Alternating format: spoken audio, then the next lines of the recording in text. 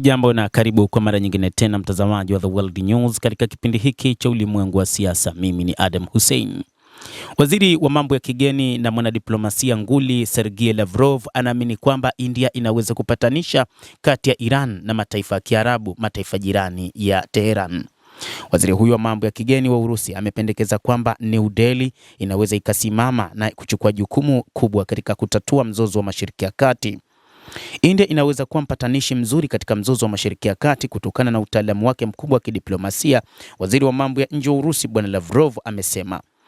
New Delhi inaweza kupatanisha kati ya Iran na nchi za Kiarabu kama hatua ya kwanza, Lavrov alisema katika mkutano wa vyombo vya habari baada ya kumalizika kwa mkutano wa kilele wa mawaziri wa mambo ya nje wa BRICS ulioandaliwa na India. Ingawa BRICS kama kundi haingekuwa mpatanishi sahihi, Lavrov alibainisha wanachama binafsi wanaweza kusaidia kutatua mkwamo huo. Hii ni baada ya baadhi ya wanachama wa BRICS kutoa maoni kwamba BRICS inapaswa kusimama kama mpatanishi wa mgogoro katika eneo la Mashariki ya Kati kati ya Uarabu na wa Iran. Kwa mfano, India ndiye rais wa BRICS. Wana nia moja kwa moja ya kupokea mafuta kutoka kanda hii. Kwa nini hawatatoa huduma zao, ikiwa ni pamoja na kama nchi ambayo sasa inaongoza BRICS, ili waweze kualika Iran, UAE na kuanzia hapo, alisema Lavrov. Hata hivyo, ni baada ya kuona kwamba baadhi ya wanachama wa BRICS wameingia katika ugomvi, kwa maana Iran na UAE na hata Saudi Arabia. Sasa Lavrov anaamini kwamba ikiwa India itasimama kama kiongozi na rais wa BRICS, wataweza kutatua changamoto hiyo. Lavrov alisema kila nukta moja duniani imetokana na uingiliaji mkubwa wa nchi za magharibi katika masuala ya ndani ya nchi. Sababu halisi za uhasama unaoendelea katika Mashariki ya Kati ni nchi za magharibi, alisisitiza Lavrov, na kwa sababu hiyo mataifa yenye nguvu yanajaribu kuleta mgawanyiko kati ya Iran na mataifa ya Kiarabu. Ninaamini kwamba uadui huu na uchokozi huu dhidi ya Iran ulichochewa, miongoni mwa mambo mengine, kuipinga Iran na majirani zake wa Kiarabu ili kuingiza uadui zaidi katika mahusiano yao, alisema Lavrov.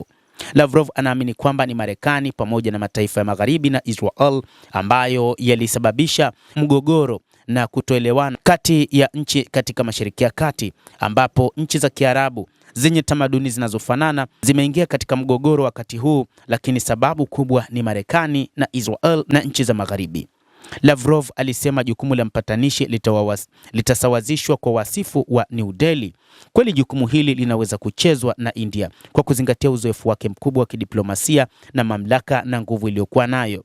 Katika taarifa ya mwenyekiti kufuatia mkutano huo, New Delhi ilibainisha kuwa mataifa ya BRICS yamesisitiza athari kubwa ya mzozo huo kwa uchumi wa dunia na kutoa wito wa suluhisho la mapema la mgogoro huo uliopo na kuthibitisha thamani ya mazungumzo ya diplomasia.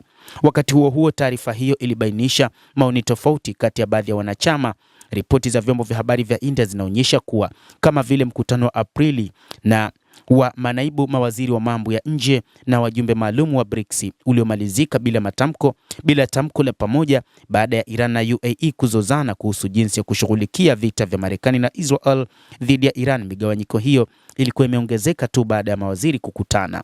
Na hata hivyo, Lavrov anaona kwamba huu si wakati sahihi wa wanachama wa BRICS kuingia katika mgogoro, na si wakati sahihi wa wanachama hao wa BRICS kutenganishwa na Marekani na mataifa ya magharibi. Kwa hivyo, moja kati ya jambo kubwa ambalo waziri huyo wa mambo ya kigeni wa Iran analiona ni kwamba mataifa ya BRICS yanapaswa kukaa pamoja na kuwa na mpango mmoja wa kuweza kuhakikisha hakuna nchi ambayo inaingia mgogoro na nchi nyingine katika BRICS. Endelea kutufuatilia mtazamaji, lakini ni kusihi usisahau kulike, usisahau kucomment, kadhalika usisahau kusubscribe channel yetu hii ili upate habari hizi kwa mapana kupitia The World News. Mimi ni Adam Hussein, endelea kuwa nasi wakati wote, endelea kutufuatilia uweze kufahamu mengi yanayojiri katika ulimwengu kupitia hapa The World News.